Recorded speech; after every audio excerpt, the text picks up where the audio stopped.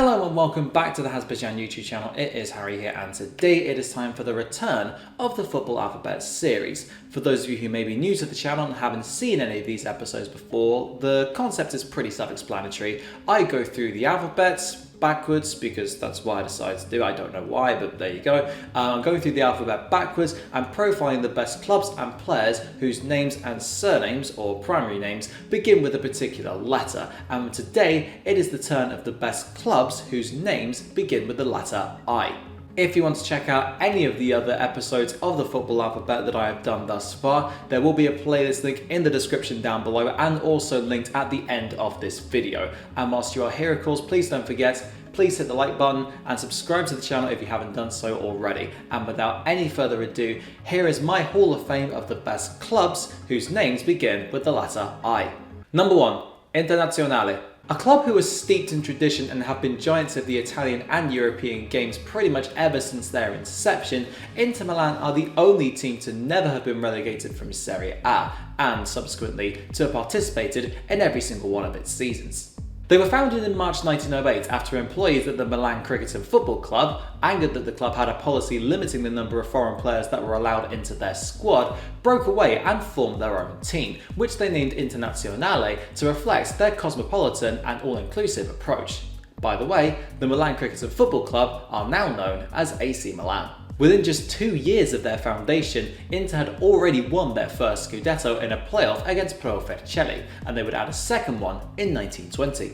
They were briefly called SS Ambrosiana during Mussolini's fascist dictatorship, but after his downfall, they reverted back to being called Internazionale and moved into the San Siro Stadium, which they continue to share with AC Milan to this day, in 1947. They won 7 Scudetti in their first 52 years of existence, but their first golden age really began in 1960 with the appointment of Argentine Helenio Herrera as manager, heralding the start of Grande Inter. He implemented a catenaccio or door-lock system with a 5-3-2 formation, including a sweeper and 2 attack-minded fullbacks, and it worked a treat, as stars such as Giacinto Vecchetti, Sandro Mazzola, Luis Suarez, no, not that one, the Spaniard who played during the 1960s, and Jair da Costa guided Inter to 3 Serie A titles between 1963 and 1966, as well as 2 European Cups in 1964 and 1965. However, they lost the 1967 European Cup final to Celtic's Lisbon Lions, and Herrera, realising the downfall of Catenaccio, departed the year after, and over the next 37 years, their fortunes were mixed, as they won just 3 Scudetti and 2 Coppa Italias over that time. They did pick up 3 UEFA Cups and break the world transfer record twice on Ronaldo and Christian Vieri during the 1990s, but they did also come very close to relegation in 1994, finishing just 1 point outside the drop zone, and they even suffered the ignominy of falling to AC Milan in the 2002-03 Champions League semi-finals on away goals, despite sharing a stadium. But the tide started to shift back towards Inter in 2006, when they were awarded the Scudetto after the Calciopoli scandal saw Juventus stripped of that year's title. Benefiting from not being implicated in the scandal, despite some clubs protesting that Inter weren't as innocent as the authorities and indeed the club themselves had made out, they romped to the 2007 Scudetto and won each of the next 3 to make it 5 in a row. Their domestic dominance was capped off in 2010 when they became the first Italian club to win the treble of Serie A, Coppa Italia and the Champions League, when they beat Bayern Munich 2-0 in the final under Jose Mourinho. A drop-off in standards throughout the 2010s coincided with Juventus dominating the league, but Inter broke the old lady's streak of 9 consecutive Serie A titles in 2020-21 when Antonio Conte guided them to glory.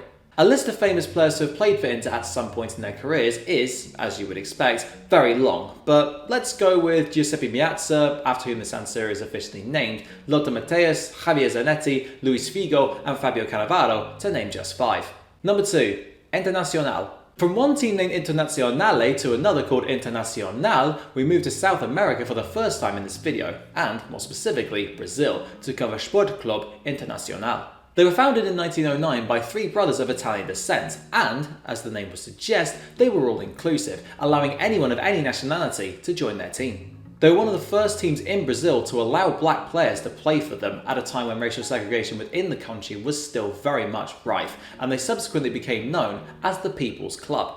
During the 1940s, they earned another nickname, Steamroller, in recognition of their attacking style and dominant displays, which helped them win 8 regional titles in 10 years. Throughout the 1960s, fans came together to donate various items such as bricks and cement to help build a new stadium, which the club needed owing to an ever-growing fan base. In 1969, their hard work paid off when the Gigante da Beira Rio was completed, a ground which can hold just over 50,000 people and played host to 5 games at the 2014 World Cup. The stadium's construction heralded another golden age for Inter, as they won 3 national titles throughout the 1970s, even going unbeaten in 1979, a feat that no other Brazilian team can match. But remarkably, those are the only 3 national titles that they have ever won. They also hold another distinction of providing 11 players for Brazil's silver medal winning squad at the 1984 Olympics, with all barring 2 of them featuring in the final, in which the Seleção lost 2-0 to France. Their trophy cabinet also includes 45 regional titles, a Copa Sudamericana, 2 Copa Libertadores titles, which they won in 2006 and 2010,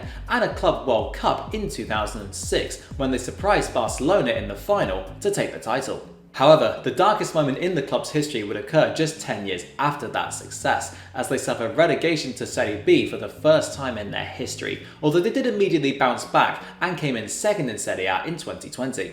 Star players to have pulled on their red and white kit over the years include Chilean centre-back Elias Figueroa, Brazil's 1980s midfield linchpin Falcao, Nilmar, their 1994 World Cup winning captain Dunga, and Batista.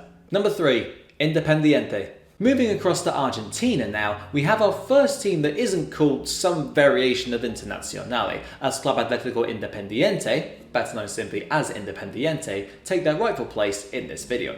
They came into being in 1904 when a group of workers at a Buenos Aires shoe shop, angered that they weren't allowed to play for the team that their colleagues had created, met at a bar to form the new club, which they christened Independiente to mark their independence from the shop. They moved to the Avellaneda district in 1907 and were promoted to the Argentine top flight for the first time 5 years later, becoming a part of the Grandes of Argentina alongside River Plate, Boca Juniors, Racing Club and San Lorenzo. When it comes to league titles, Independiente are 4th amongst that quintet, with 16 to their name at the time of recording, although their last one came all the way back in 2002. On the continent, however, it is a completely different story, as no one in South America, never mind just Argentina, can match Independiente's total of 7 Copa Libertadores trophies. Their first 2 came back-to-back in 1964 and 1965, when they defeated Uruguay's Nacional and Peñarol in those respective years, but from 1972 to 1975, they became the first, and to date only, team to win 4 Copa Libertadores trophies in a row.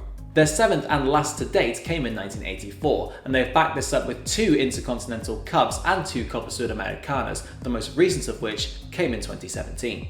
However, they tasted the bitter pill of relegation for the first time in their history in 2012-13, becoming the 4th out of the 5th Grandes to be relegated from the Argentine top flight, but they returned straight away and have consolidated ever since. Notable alumni include Manchester City's all-time record goal scorer Sergio Aguero, Ricardo Bochini, who was Diego Maradona's idol, Jorge Barrachuga, who scored the winning goal in the 1986 World Cup final for Argentina against West Germany, Uruguayan legend and 2010 World Cup Golden Ball winner Diego Forlan, and the Primera Division's all-time top goal scorer Arsenio Erico.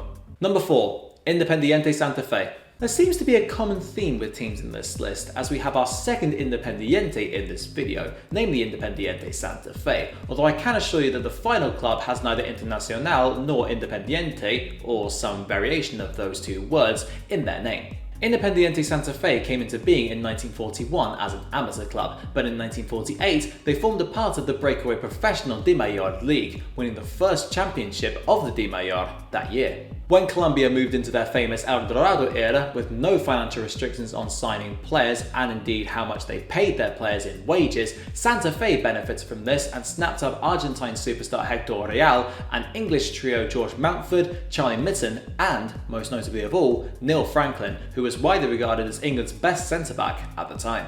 However, none of them really had the desired impact, with each of the English trio leaving within a year, and by 1954 they had slumped to last place in the league, although they recovered to pick up their second league title in 1958, by which point the El Dorado era had long gone.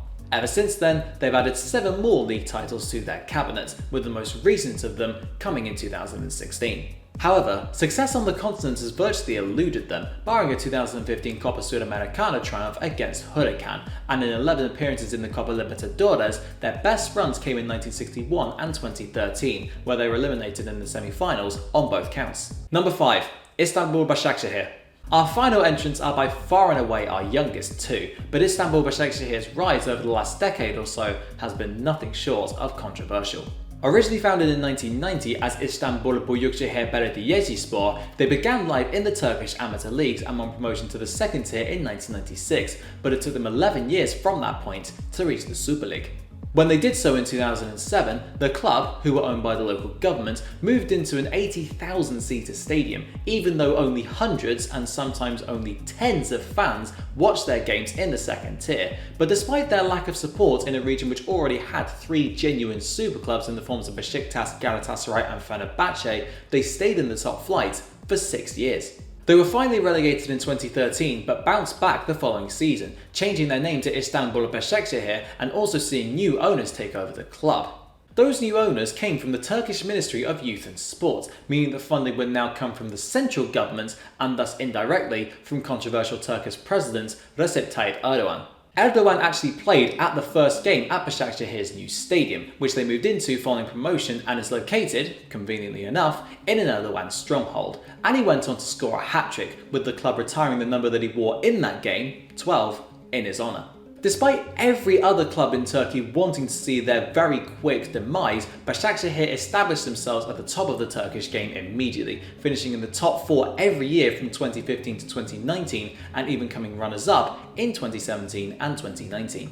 Their rise to the top was finally completed when they became just the 6th team in Turkish football history to lift the Super League title in 2019-20, finishing 4 points clear of second place Trabzonspor.